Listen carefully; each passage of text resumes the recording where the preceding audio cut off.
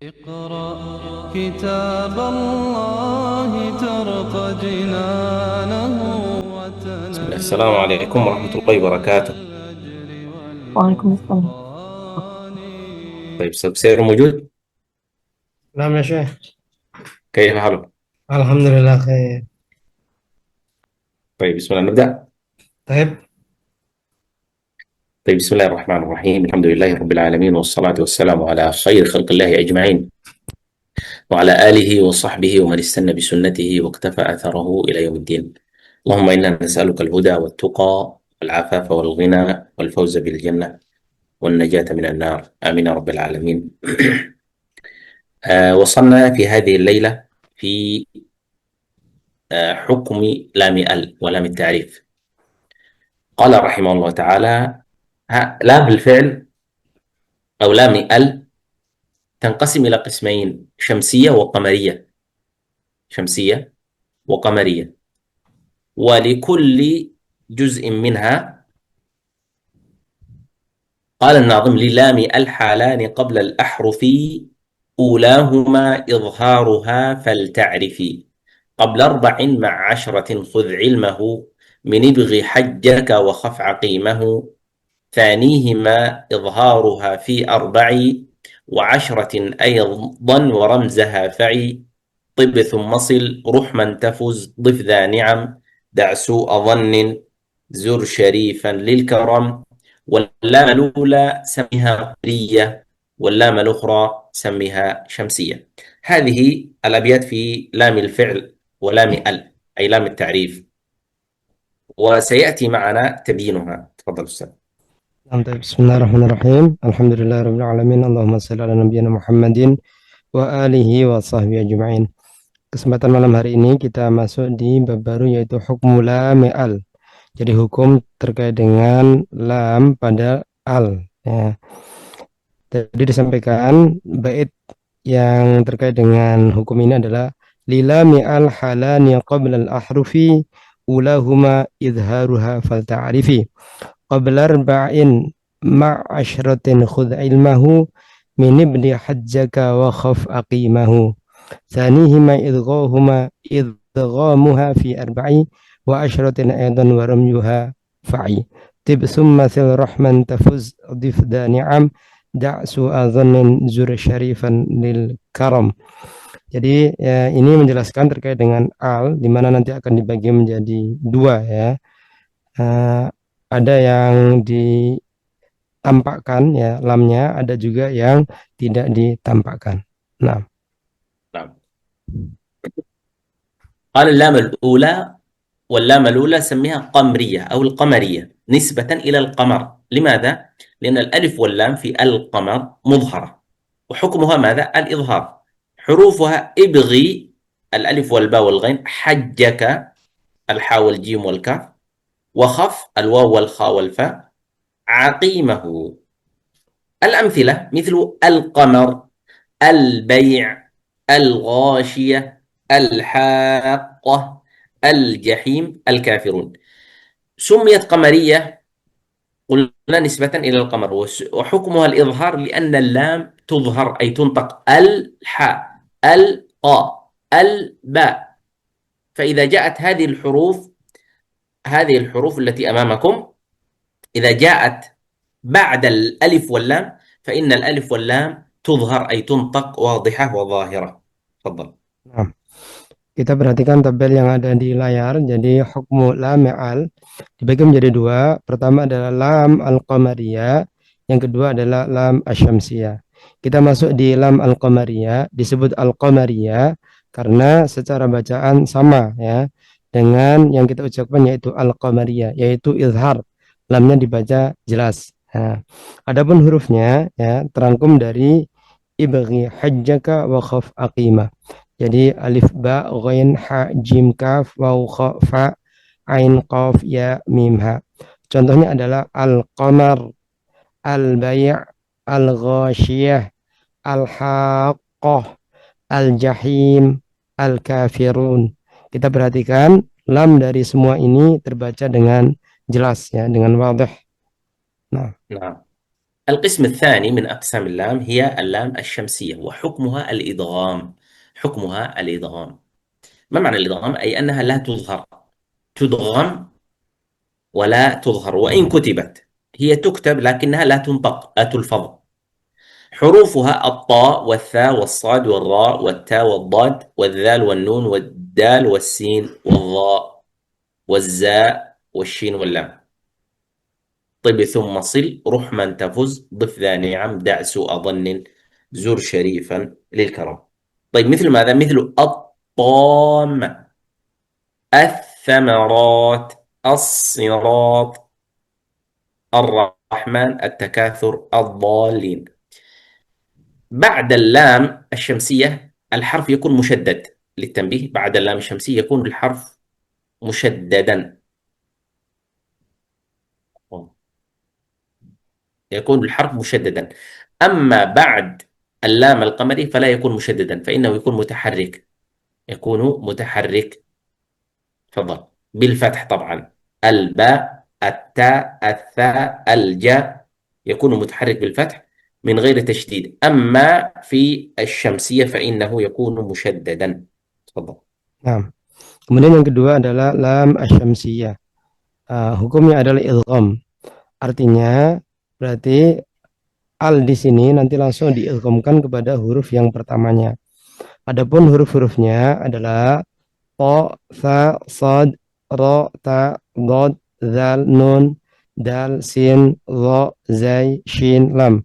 Terangkum dalam bait طب ثم صل رحمن تفز ضف ذا نعم دع سوء ظن زر شريفا للكرم.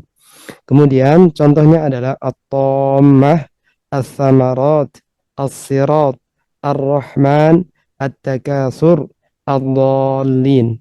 Kita perhatikan pada awal huruf ya, itu kita temukan tasydid ya. Ini menunjukkan tanda dari lam asyamsiyah. Jadi setiap setelah al hurufnya bertasydid. Berbeda dengan lam al-qamariyah maka tidak bertasydid. Nah. نعم. طيب ما حكمها هذه اللام؟ هنا لام أخرى سبق معنا لام التي هي لام تعريف. الآن لام الفعل. لام الفعل قال وأظهرن لام فعل مطلقا، لأن اللام الأولى التي هي لام التعريف تأتي في الاسم فقط. تأتي في ماذا؟ في الاسم فقط. أما لام الفعل فهي تأتي في أول الكلمة، وتأتي في وسطها، وتأتي في آخرها. قال وأظهرن لام مطلقا في نحو قل، هذا في آخر الكلمة. قل هذا فعل أمر، قل نعم. وقلنا هذا فعل ماذا؟ ماضي، قلنا. وجاءت اللام في وسط الكلمة. والتقى، التقى جاءت أين؟ في أول الكلمة للمضارع، التقى. فالفعل، لام الفعل تأتي في أول الكلمة وفي وسطها وفي آخرها. ولذلك هنا سيأتي معنا الشرح والتنبيه على بعض الملاحظات لبعض من يقرأ ويخطئ في هذه اللام. تفضل. Nah, kemudian berikutnya adalah wa azhiranna lama fi'lin mutlaqa fi nahwi qul na'am wa qulna waltaqa. Tadi kita berbicara terkait dengan alif lam yang masuk kepada isim. Maka sekarang kita temukan ada lam yang masuk kepada fi'il. Nah, lam yang masuk pada fi'il ini maka semuanya terbaca dengan jelas ya. Di sini diberikan contoh ketika lam itu di akhir kalimat, di tengah kalimat, dan di awal kalimat. Maka semuanya terbaca dengan jelas. Seperti qul, ya, yaitu fi'il amr. Qulna, ya, ini adalah fi'il madhi, ya, yang bertemu dengan dhamir rafa'. Kemudian waltaqa, ya, fi'il madhi berasal dari kata iltaqa, ya, waltaqa. Maka lamnya tetap terbaca dengan jelas karena ini adalah fi'il. نعم. حكم لام الفعل. لام الفعل هي اللام الساكنة الواقعة في فعل، سواء أكان الفعل ماضيا مثل أرسلنا، هذا ماضي، أو مضارعا مثل يلتقطه بعض السيارة، أو أمرا مثل قل نعم. في هذه الحالات أو في هذه اللام حكمها الإظهار، وبعضهم يخطئ في مثل كلمة أرسلنا وجعلنا، يدغمها، يقول إنا أرسلنا سنا هذا إدغام، أو جعلنا هذا إدغام ليس إظهار. الصحيح أرسلنا جعلنا. طيب، كذلك يلتقطه بعض السيارة، قل نعم، ليس قل نعم، قل نعم. واللام الأصل فيها الإظهار، قل نعم، قلنا، التقى، هذا الإظهار مطلقا يجب، إلا إذا جاءت بعد اللام لام أو راء. إذا جاءت بعد اللام لام أو راء مثل قل لكم فإنها تدغم. لماذا؟ مثلين، يعني اللام مثل اللام، إدغام متماثلين. كذلك يجعل لكم، هذا متماثلين. كذلك قل ربي، هذا أيضا تدغم اللام لأنه متقارب. تفضل. Nah, kemudian kita masuk pada hukum lam al-fi'al. Yang dimaksud dengan lamul fi'li adalah lam sakinah. Jadi lam sukun yang ada pada fi'il. Baik itu berupa fi'il madhi seperti arsalna, atau mudhari' yaltaqithu, atau amr qul na'am, ya.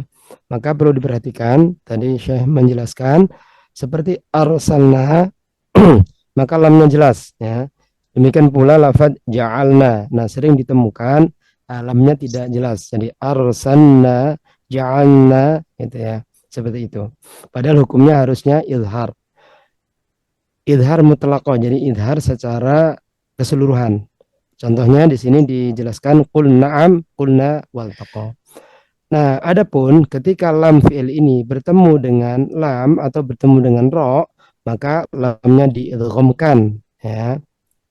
Lam fi'ilnya diidghamkan. Seperti qul lakum yaj'al lakum. Ya, kenapa? Karena mutamatsilan. Jadi lam sukun bertemu dengan lam yang berharokat.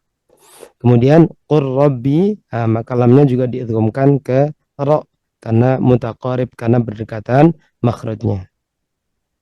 نعم. طيب، ثم ذكر رحمه الله تعالى باب الإدغام في المتماثلين والمتقاربين والمتجانسين.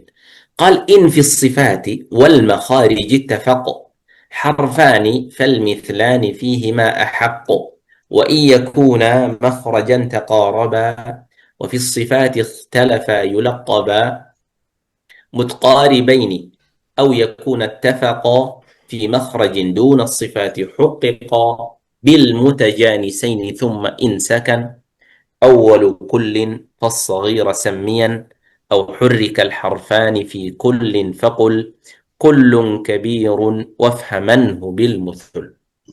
هذا الأبيات في تلخيص للإدغام المتماثلين والمتقاربين والمتجانسين.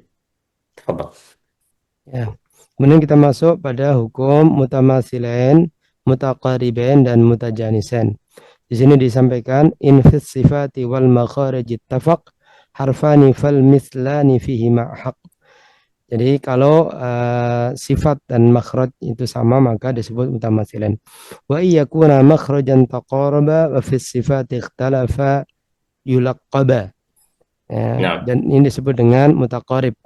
Mutaqaribaini أو يكون اتفقا في مخرج دون الصفات حققا بالمتجانسين ثم إن سكن أول كل فالصغير سميا أو حرك الحرفان في كل فقل كل كبير فافهمنه بالمثل. نعم. المثلين والمتقاربين والمتجانسين، تعريف المثلين أن يتفق الحرفان في المخرج والصفة، مثل الباءين إذا جاء باء ساكن وبعدها متحرك وبعدها باء متحرك، مثل اذهب بكتابي. كذلك في الميمين، يعني إذا جاء ميم وبعدها ميم، كنتم مؤمنين. تنظرون هذا متماثلين. كذلك اللام واللام، يجعل لكم، هذا أيضا متماثلين. أما المتقاربين أو المتقاربان فتعريفه أن يتقارب الحرفان في المخرج، يعني المخرج متقارب، ويختلفا في الصفات، مثل النون واللام، من لدن. طيب، من، النون من طرف اللسان، واللام أيضا من طرف اللسان مع الانحراف قليلا، فالمخرج متقارب والصفة مختلفة، الصفة مختلفة، فهنا إدغام متقارب. القاف والكاف المخرج متقارب والصفة مختلفة، لعله أخطأ، ألم نخلقكم، نخلقكم، هذا مثلها. كذلك مثل الراء واللام، اللام والراء، اللام والراء، كذلك النون والراء، من ربهم، هذا متقارب، يدخل في المتقارب. المتجانسان تعريفه، تعريف الإدغام المتجانس أن يتفق الحرفان في المخرج، يعني مخرجهما واحد، ويختلفا في الصفات، مثل الدال والتاء. الدال والتاء مخرجهما واحد، مثل لقد تاب، لو قرأنا بالإظهار نقول لقد تاب، لكن لأن مخرجهما واحد نقول لقد تاب الله على النبي والمهاجرين. الذال والثاء، الذال والثاء مخرجهما واحد، يلهث ذلك، الذال مع الظاء، إذ ظلموا، فالمخرج واحد واختلفت الصفة. تفضل. Nah, di sini ada tabel terkait dengan mutamatsilain, mutaqariban, dan mutajanisan.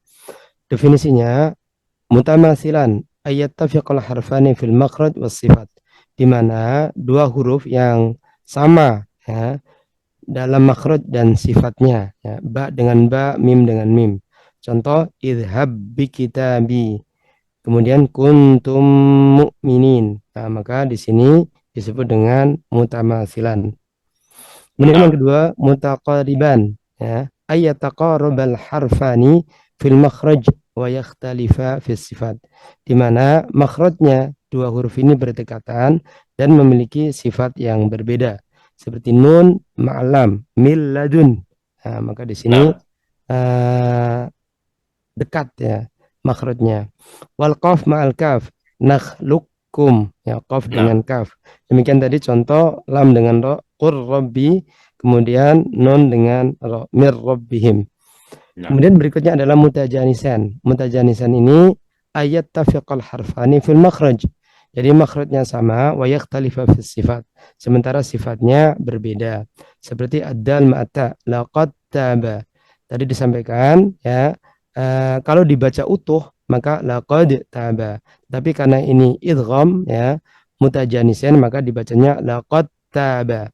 Demikian pula asa ma'adzal, yalhadzalika, adzal ma'adza, izzalamu. نعم. طيب، الإدغام الصغير، هنا تنبيه أو زيادة فائدة. الإدغام الصغير، الإدغام الصغير هو أن يكون الحرف الأول ساكن والثاني متحرك، مثل يوجهه لا يأتي بخير، أينما يوجهه لا يأتي بخير. يوجه الأول ساكن والثاني متحرك. وينقسم إلى المتماثلان الصغير وحكمه الإدغام، المتقاربان الصغير ولا يوجد إلا في مواضع مخصوصة فيها الإدغام.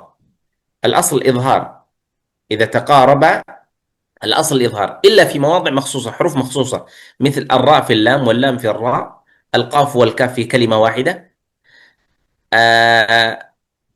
فقط هذه.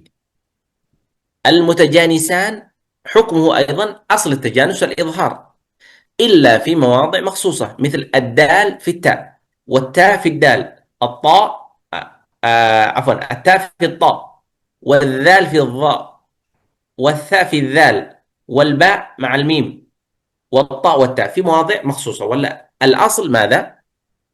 الإظهار. طيب، الإدغام الصغير مثل يدرككم الموت، تنظرون إذا تساوى الحرفان واتحدا مخرجا وصفة واستويا، مثل الباء مع الباء، والميم مع الميم، والكاف مع الكاف، والقاف مع القاف، هذا إدغام متماثلان صغير. ما ليه هلك عني فيها الإدغام والإظهار فيها وجه. مالية هلك عني، مالية هلك عني. طيب فيها الوجهان. طيب المتقاربان مثل اللام والراء، كلا بران من ربهم، عفوا النون مع الراء، النون مع اللام، من لدنه، النون مع اللام. كذلك إدغام النون الساكنة، النون الساكنة كما سبق معنا أنها إدغام في الياء وفي الراء وفي اللام، هذا من حكم المتقارب، عفوا نعم المتقارب الصغير. لماذا أدغمنا؟ يعني يكون لذلك سبب. يعني لماذا يكون هنا إدغام وهنا إظهار؟ إظهار لتباعد المخرج، إدغام لتقارب المخرج أو لاتحاد المخرج. طيب وإدغام اللام، لام الشمسية كما سبق معنا، الشمسية باستثناء اللام، لأن قلنا ألا سيكون معنا ماذا؟ إظهار وليس إدغام. لكن مثل الطامة، الشمس، هذا من قبيل الإدغام المتقارب. تفضل. Nah, kemudian di sini dijelaskan sebagai tambahan faedah yaitu al-idgham as-shaghir. Apa yang dimaksud dengan al-idgham as-shaghir? Huwa ayyakuna al-harful awal sakin wa tsani mutaharrik. Di mana ketika ada huruf yang pertama sukun dan yang kedua berharokat. Contohnya yuwajjihhu. Ya, jadi ada double H, yang pertama sukun, yang kedua berharokat. Maka ini disebut dengan idgham shaghir. Kemudian idgham shaghir ini terbagi menjadi tiga. Mutamasilan shaghir, mutaqariban shaghir, mutajanisan shaghir. Mutamasilan shaghir hukmuhu al-idgham. Jadi dibaca dengan idgham. Contohnya yudarikum, ya, yudarikumul maut idhab bi kitabih. Ya. Jadi ini adalah contoh kaf yang pertama sukun, kaf yang kedua berharokat. Ba yang pertama sukun, ba yang kedua berharokat. Wa yustasna maliyah halaka. Nah, dan ini pengecualian pada lafaz maliyah halaka. Maka di sini al-izhar wal idgham. Ada yang membaca dengan izhar, ada juga membaca dengan idgham. Kemudian yang kedua mutaqariban as-saghir. Hukumnya adalah izhar, ya, kecuali di beberapa tempat, yaitu pertama idghamul lam ma'ra. Jadi idghamnya lam bersama dengan ra, ya. Qur rabbi, ya. Wa istasna bal rona, dan dikecualikan lafaz bal rona, ya, dalam qiraat Hafs an Asim, ya. Kemudian alam nakhluqukum, maka di sini idgham kamil wan naqis. Jadi ada dua, ya. Idgham kamil, ada idgham naqis. Kemudian idgham nun sakinah fil ya war ra wal lam. Jadi diidghamkan nun sukun pada ya, pada ra, pada lam karena mutaqarib, ya. Kemudian berikutnya adalah idghamul lam al, ya, idghamnya lam al yang tadi kita pelajari, yaitu huruf al asyamsiyah, ya. Kecuali bis istisna lam, kecuali yang masuk kepada lam. Maka Nah. kemudian yang berikutnya adalah mutajanisan saghir. Nah, ini hukumnya adalah izhar. Kecuali di beberapa tempat, ya. Di antaranya adalah dal ketemu ta, ta ketemu dal, ta ketemu to, zal ketemu zo, sa ketemu zal, ba ketemu mim, to ketemu ta. Ya. Maka sisa dari ini dibaca izhar. نعم. طيب الإدغام الكبير هو أن يكون الحرف الأول متحرك والثاني متحرك، مثل فيه هدى، هذا إدغام كبير، لكن لا يوجد في رواية حفص، لا يوجد في رواية حفص مثل هذا إلا مواضع، إلا موضع واحد، مثل اركب معنا، هنا يدخل في ضمن الصغير. لكن ألم نخلقكم، تنظرون يسمونه إدغام كبير في كلمة في سورة المرسلات، أصل ألم نخلقكم يعني ننطق قليل من القاف ثم الكاف، لكن بعض العلماء قال الصحيح أنه إدغام كبير فيكون كالكاف، ألم نخلقكم هذا. أما الباقي فهو في القراءات الأخرى، ليس في رواية حفص. تفضل. Dan selanjutnya adalah idgham al-kabir. Apa itu idgham al-kabir? Ayyakun al-harful awal mutaharrik wasani mutaharrik. Jadi adanya huruf, ya, di mana yang pertama berharokat, yang kedua pun juga berharokat. Seperti fihi huda. Nah, maka ini dua-duanya berharokat. Nah, ini yang disebut dengan idgham kabir.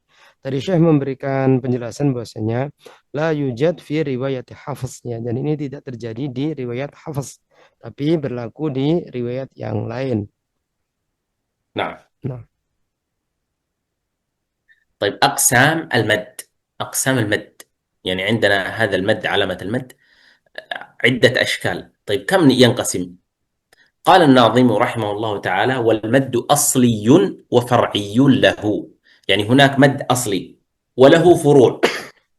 وسمي أولا طبيعي، يعني سمي المد الأصلي طبيعي، يعني الطبيعي هو أصلي على أصل الحرف وعلى طبيعته. وهو يعني المد الأصلي تعريفه ما لا توقف له على سبب، يعني لا يأتي بسبب. المد الأصلي هو طبيعي ولا يأتي بسبب، يعني لم يأتي هذا المد لأجل السبب، ولا بدونه الحروف تجتلب، يعني ولا يكون هناك سبب لأجل الحروف. يعني مثلا قلنا با، هذا حركتين، لا يلزم أن يكون قبله حرف مثلا همزة أو بعده حرف، لا يلزم. لماذا؟ أو لا يجب، لأنه أصبح على طبيعته. إذا جاء بعده مثلا همزة باء، أصبح مد ماذا؟ آخر، ليس مد طبيعي. ولا بدونه الحروف تجتلب، بل أي حرف غير همز أو سكون جاء بعد مد فالطبيعي يكون، يعني غير الهمز أو السكون، لأن الهمزة والسكون حكمها آخر. فمثلا لو جاء بعد الباء تاء باتا، سيكون ماذا؟ مد طبيعي، لا يصلح أن تمدها أكثر من حركتين، تقول باتا، لا يصلح. لكن لو جاء بعدها همزة سيكون مد آخر، لو جاء بعدها سكون سيكون مد آخر.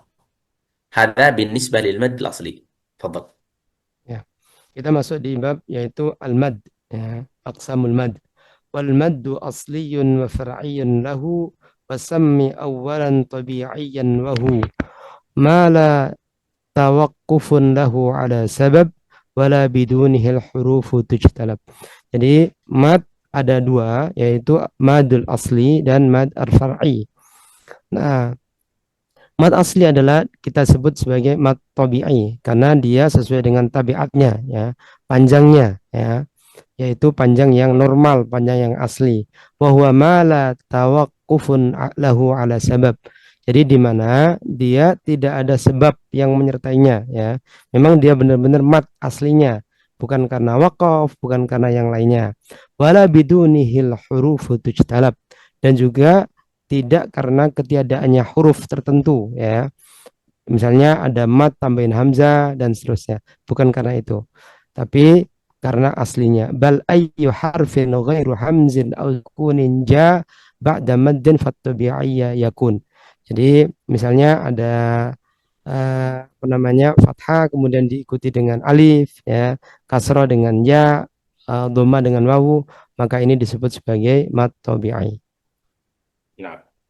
قال والآخر، يعني النوع الآخر من أنواع المد، الآخر الفرعي موقوف على سبب، يعني لازم يكون له سبب. ما هو سببه؟ همز أو سكون، على سبب كهمز أو سكون مسجلة حروفه ثلاثة فعيها. يعني حروف المد الفرعي ثلاثة، ما هي؟ يعني التي يأتي بعدها الهمز، يعني يأتي الهمز بعد الألف، يأتي الهمز بعد الواو، يأتي الهمز بعد الياء.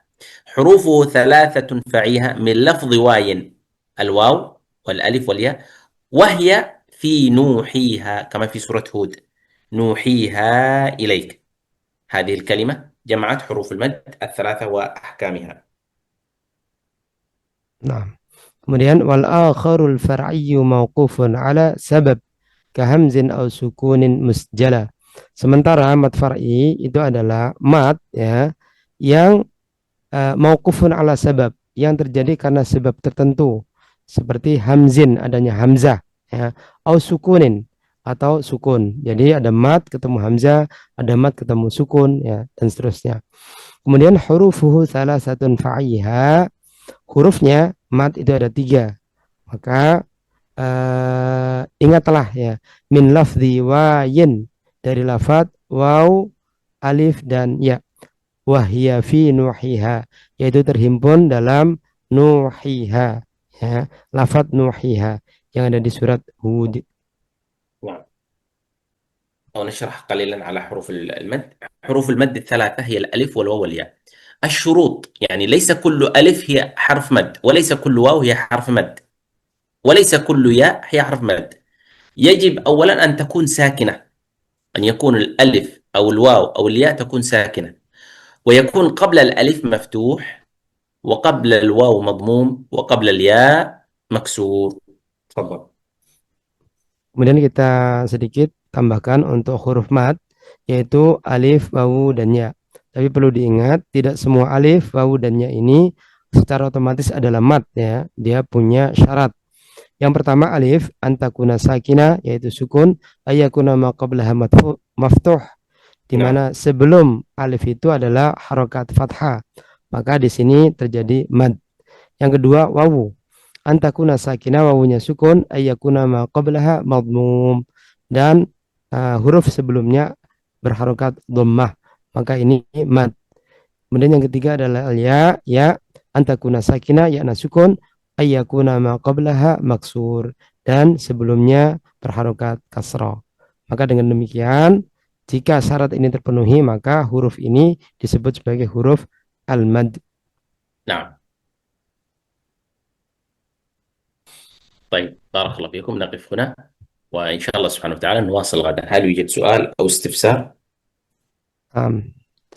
Tafadhal, bagi teman-teman yang ingin menambahkan atau bertanya dipersilakan.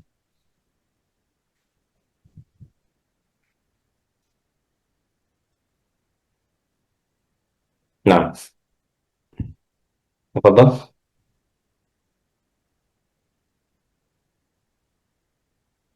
Nam yakfir bima.